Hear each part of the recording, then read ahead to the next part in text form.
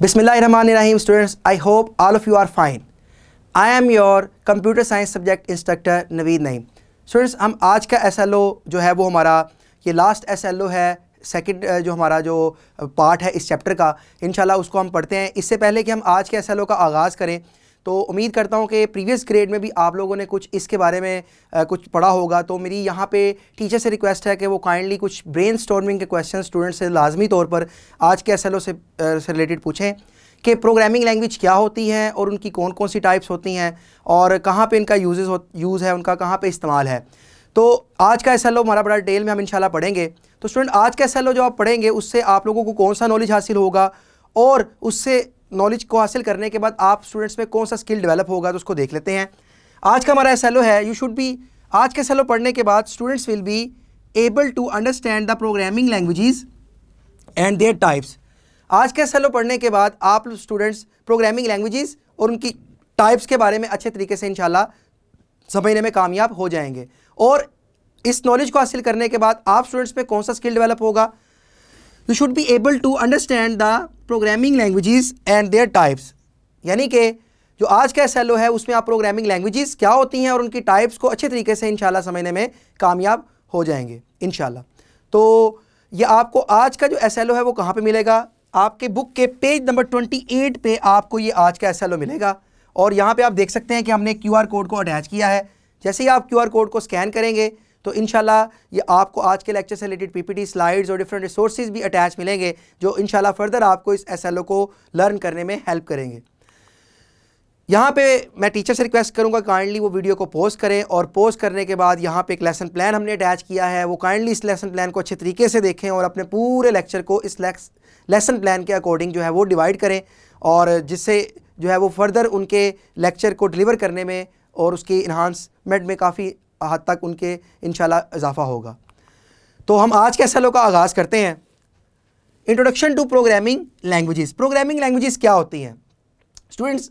Programming languages का बड़ा एक अहम रोल होता है कंप्यूटर सिस्टम के अंदर. कंप्यूटर सिस्टम में प्रोग्रामिंग लैंग्वेज को वैसे तो दो बड़ी कैटेगरी में डिवाइड किया गया है. एक हमारे पास होती है लो लेवल प्रोग्रामिंग लैंग्वेजेस और एक हमारे पास होती है हाई लेवल प्रोग्रामिंग लैंग्वेजेस. ये दो हमारे पास मेजर कैटेगरीज होती हैं प्रोग्रामिंग लैंग्वेजेस में. दो मेजर कैटेगरीज को अगर हम फर्दर डिवाइड करें, लो लेवल प्रोग्रामिंग लैंग्वेज को अगर हम फर्दर डिवाइड करें तो उसको हम फर्दर दो कैटेगरी में डिवाइड करते हैं. एक हमारे पास होती है मशीन लैंग्वेज और सेकंड हमारे पास जो होती है वो होती है assembly language.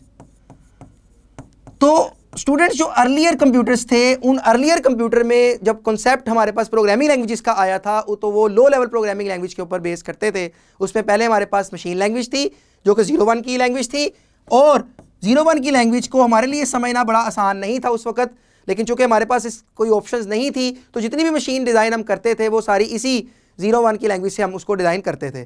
But with the passage of time हमारे पास एक और प्रोग्रामिंग लैंग्वेज आई जो कि थी लो लेवल लैंग्वेज, लेकिन हमारी काफ़ी हद तक उससे हेल्प हुई. उसमें हमने किया गया कि इस प्रोग्रामिंग लैंग्वेज के डिफरेंट सिंबल्स को हमने बाइनरी को कन्वर्ट किया डिफरेंट किस्म के सिंबल्स में. मसलन जैसा लोड है, अब हम इसकी बाइनरी को याद करने की बजाय हम इसको याद करना शुरू कर दिया हमने. तो कंप्यूटर को हम जब कोई कमांड पास करते थे तो हम असेंबली लैंग्वेज में कुछ इस सिंबल्स की फॉर्म में लैंग्वेज को अंदर डाटे को प्रोवाइड करते थे. तो कंप्यूटर उसको कन्वर्ट किस में करता था? बाइनरी में. अगर आपको याद हो, हमने प्रीवियस SLO में लैंग्वेज ट्रांसलेटर्स पढ़े थे जिसमें हमने असेंबलर, कंपाइलर और इंटरप्रेटर को पढ़ा था. उसमें से जो असेंबलर का काम था वो कुछ यही था कि वो प्रोग्रामिंग लैंग्वेज जो हमारे पास असेंबली थी उसके डिफरेंट किस्म के जो सिंबल्स थे उसको वो बाइनरी में 01 में कन्वर्ट करता था ताकि कंप्यूटर उसको समझ सके. और फिर जब कंप्यूटर उसको प्रोसीड कर लेता था तो उसको अगेन किस में कन्वर्ट करता था? इन्हीं सिंबल्स में, ताकि हम उसको दोबारा उसको समझ सके. असेंबली लैंग्वेज में इन सिंबल्स को हम क्या कहते थे? निमोनिक्स. यानी कि ये जो सिंबल्स थे वो निमोनिक्स सिंबल्स का नाम उसमें असेंबली लैंग्वेज में हम उनको देते थे. तो काफ़ी हद तक हमारा काम क्या हो गया? आसान हो गया. But with the passage of time हम उसमें से कितने सिंबल याद कर लें. तो प्रोग्रामिंग लैंग्वेज जो लो थी वो एक हद तक तो चली, लेकिन with the passage of time हमने इससे छुटकारा हासिल करना ही था. तो उसके नतीजे में सेकंड जो हमारे पास लैंग्वेजेस आई थी वो थी हाई लेवल प्रोग्रामिंग लैंग्वेज. इनके आने के बाद हमारा काम बहुत ज़्यादा हो गया आसान, हमारी ज़िंदगी बहुत सारी होगी आसान, क्योंकि अब जितना भी डाटा हम प्रोग्रामिंग लैंग्वेज में टाइप करते थे या लिखते थे वो क्लोज टू ह्यूमन था. यानी कि ह्यूमन नेचर लैंग्वेज में हम उसको प्रोग्रामिंग के कोड को लिखते थे और डिज़ाइन करते थे.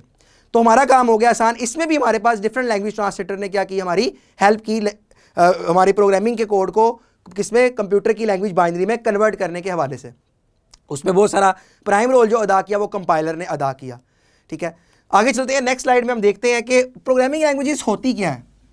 ठीक है, तो जिस तरह मैंने स्टूडेंट आपको बताया कि लैंग्वेज का मतलब क्या होता है।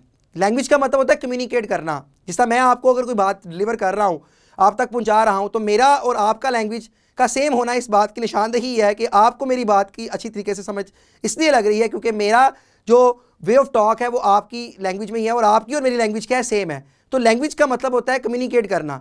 तो प्रोग्रामिंग लैंग्वेज की अगर हम बात करते हैं तो इसका मतलब होता है कंप्यूटर से कम्युनिकेट करना, यानी कि हमारे बहुत सारे काम जो हम करवाते हैं कंप्यूटर से वो किस में करवाते हैं, कम्युनिकेट करके लैंग्वेज से ही करवाते हैं। अब प्रॉब्लम ये है कि हमें कंप्यूटर की लैंग्वेज जो है उसको हम आसानी से नहीं समझ सकते, तो फिर क्या किया जाए।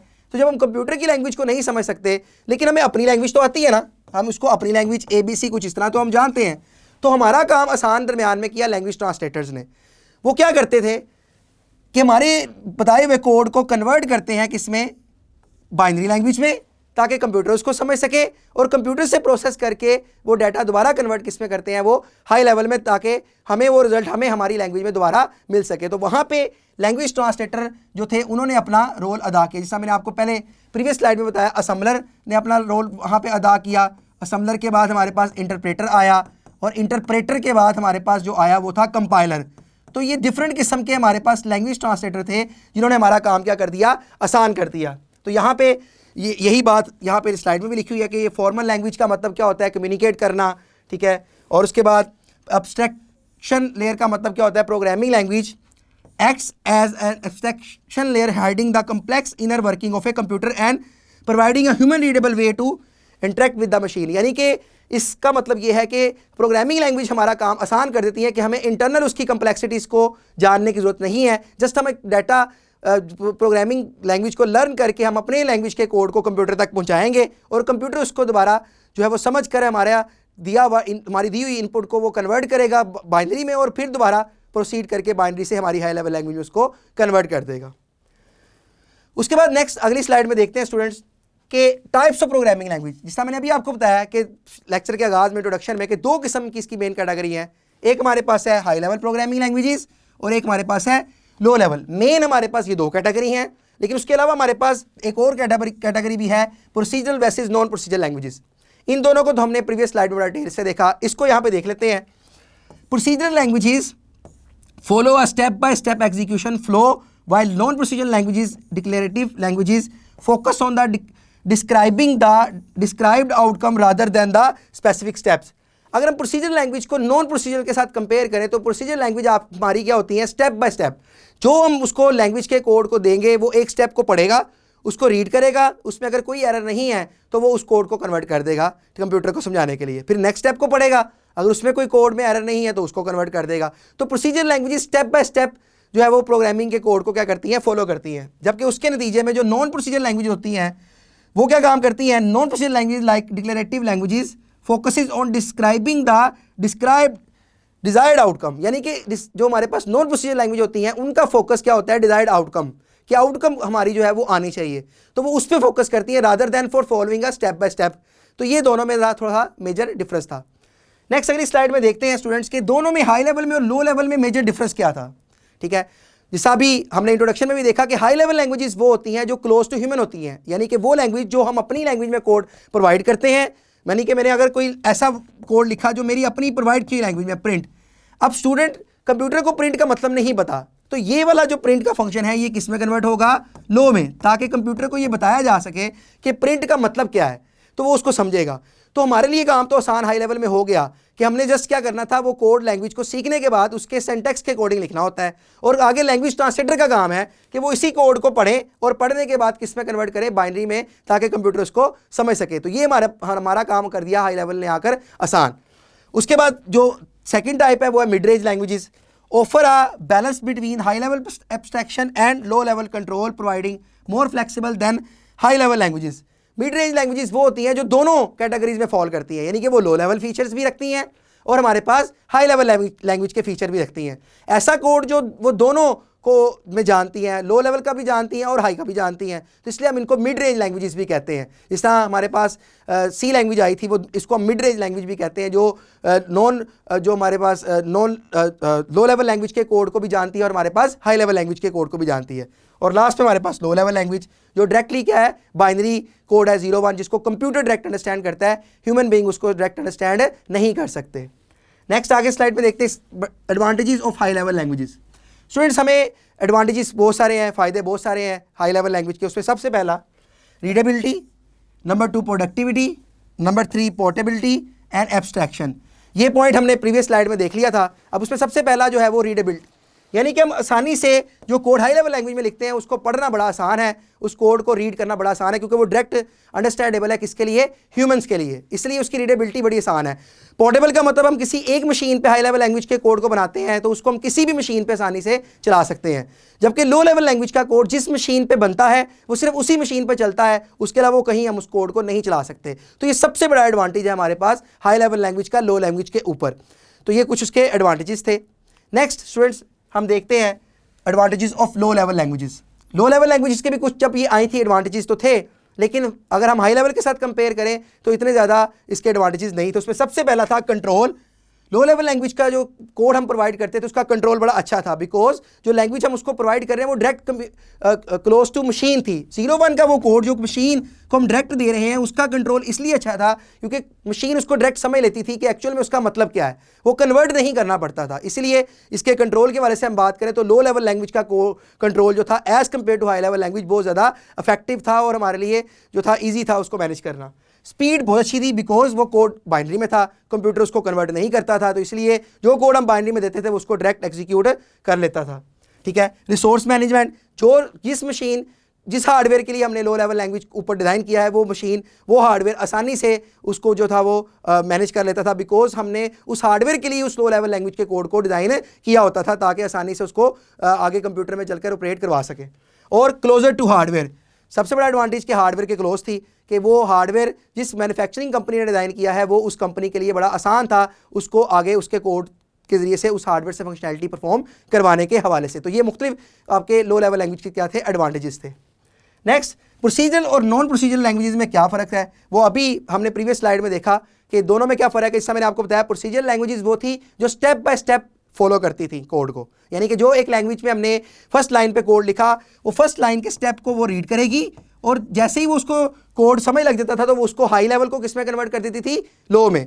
ठीक है। फिर नेक्स्ट स्टेप 2 को पढ़ती थी और फिर स्टेप 2 को पढ़ने के बाद उसके कोड को वो किस में कन्वर्ट कर देती थी, बाइनरी में। ये था प्रोसीजरल में। जबकि नॉन प्रोसीजरल ज़्यादा कंसर्न थे आउटपुट बेस के ऊपर कि जो कोड हमने प्रोवाइड किया है उससे हम जो आउटपुट रिक्वायर्ड कर रहे हैं वो आउटपुट हमें अचीव होनी चाहिए। तो ये दोनों में मेजर डिफरेंस था। और इसमें थर्ड जो हमारे पास है वो ऑब्जेक्ट ओरिएंटेड लैंग्वेजेस हैं।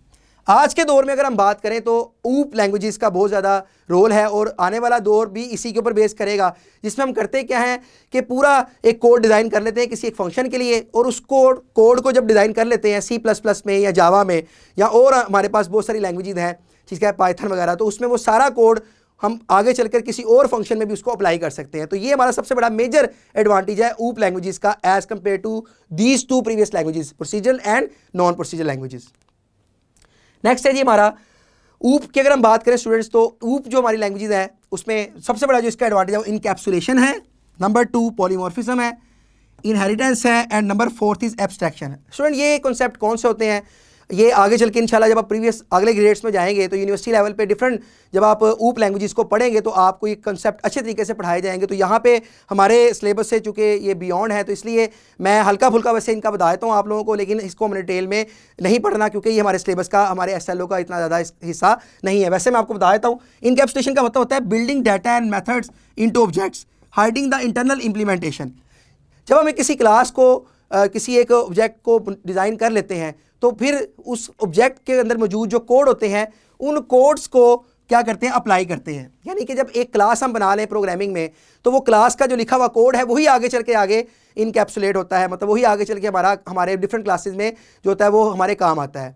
ठीक है। तो नेक्स्ट इसका है inheritance, creating new classes based on existing one, यानी कि जो पहले से हमारे पास क्लास बनी उस कोड की तो उसकी बेस के ऊपर हम नई क्लासेस को क्या कर सकते हैं, कोड की बना सकते हैं। और third one is polymorphism, allowing objects of different classes to be treated as objects of a common super class. यानी कि इसमें क्या होता है कि डिफरेंट किस्म की जो सब क्लासेस होती हैं वो मेन क्लास को भी क्या कर सकती है, एक्सट्रैक्ट कर सकती है।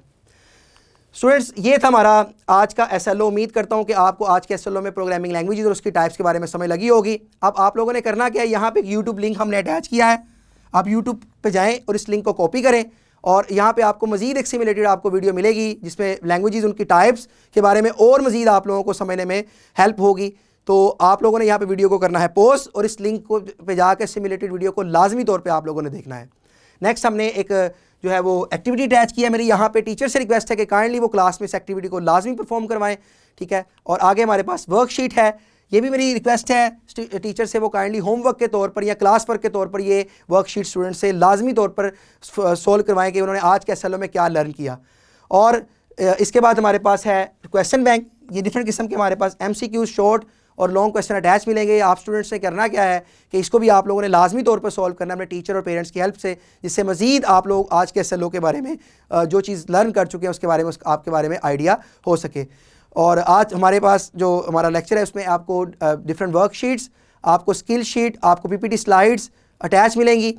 तो उम्मीद करता हूँ स्टूडेंट्स कि आपको आज के एसएलओ में प्रोग्रामिंग लैंग्वेजेस और उनकी टाइप्स के बारे में समझ लगी होगी। इंशाल्लाह नेक्स्ट एसएलओ में मिलते हैं, तब तक के लिए अल्लाह हाफिज़।